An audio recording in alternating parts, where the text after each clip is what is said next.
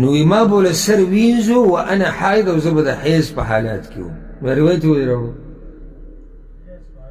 یعنې حایضه زنانه خپل خاوند له لاس ور وړی شي، د هغه خدمت کولی شي. د دې نه یو بله مسله هم راووته چې ښځه به د خاوند خدمت کوي. رد دی په هغه علماو باندې کوم چې وایي چې نه په ښځه باندې د خاوند خدمت نشته. او دې زنانو کې چې داسې لږې غونته کې پوهه یو داسې چې ته حدیث نه یم اورېدلی، بیا دغه مولیانو دا قول یې اورېدلی که کوم مولیان چې وایي چې خدمت لازم نه دی، بس ځای په ځای وایي.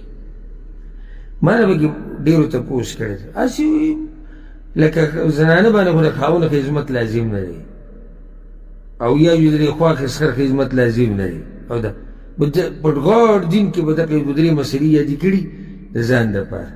نو بس خلک په دې ټول دین کې ځان دپاره داسې لږ فایده ګوري. نو صحیح خبره دا دی چې ښځه باندې د خاوند خدمت لازم دی، څومره چې د هغې وسي دا ورسره ده، اوس نه زیات نه.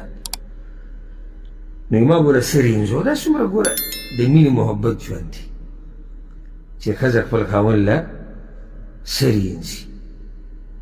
او چې څومره د ښځه خاوند یو بل سره د مینې محبت ژوند تېروي، په ټول کور کې سکون او اطمینان.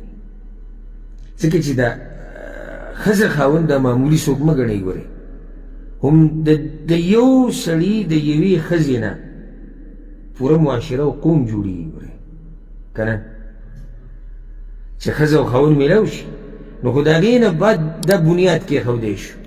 د دې نه بعد به قوم، معاشره، خاندانونه د هر څه جوړېږي. دا معمولي مه ګڼئ. نو که بنیاد برابر وي هماغې ته هر څه برابر وي. او موږ ته هېڅ ضرورت نشته چې موږ د انګریزانو نه یا د انډیا والو نه او یا د ډمانو نه مینه محبت زده کړو.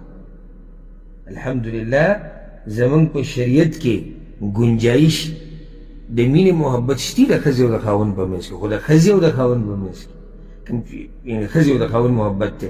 باقي مینه محبت د مور پلار سره هغه شریعت کې ځان له ځای دی، د پلار سره ځان له، د بچو سره ځان. نو هېڅ ضرورت نشي چې یو سړی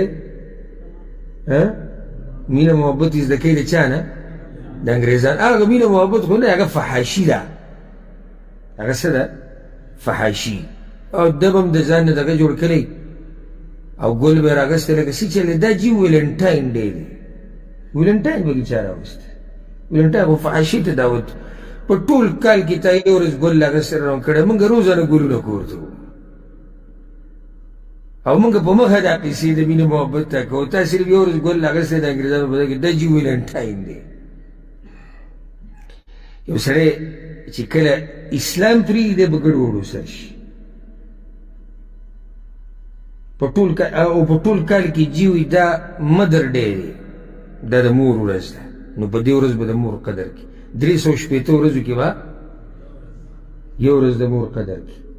موږ ته ویلي چې خپله د جنت دی، موږ خو ځان قربانوو. روزانه چې کور ته ننوځو تندی مو له ښکل کړی، چې نوځو تندی ته ښکلو، اجازت والو چې ستاسو اجازت ته وځو. او دا ځوان یو ورځ یو نن د مور ورځ ده، او نن پکې د پلار ورځ ده، او نن پکې د استاذ ورځ ده.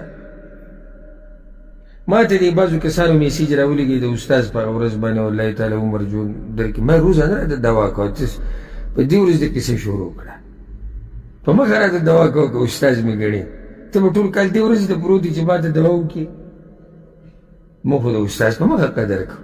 دا عجیبه کوي د مزدور ورځ ده. زموږ رسول صلی الله علیه وسلم خو موږ ته نصیحتونه کړي چې د مزدور به هر وخت خیال ساتي او د هغه حق به ادا کړي. نو زار او قربان د دې دین نه ښایسته دین دی.